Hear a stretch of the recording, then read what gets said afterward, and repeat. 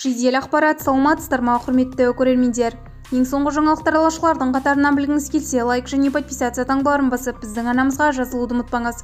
Қарағанды облыстық клиникалық ауруханасында 40 жастағы ер адам анафилактикалық шоқтан көз жұмды. Науқастың антибиотикке аллергиясы болғаны анықталды деп хабарлады. Қайғылы оқиға 8 қарашада болған. 40 жастағы қарағандылық ер адамға жоспарлы ота жасау керек еді.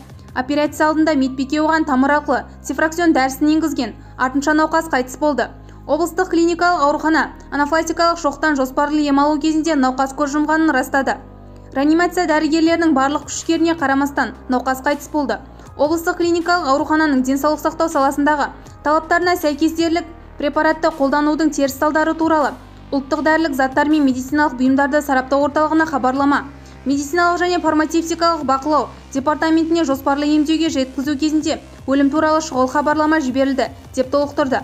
Қарағанды облыстық клиникалық ауруханасында аталмыш факті бойынша қылмыстық іс қозғалды.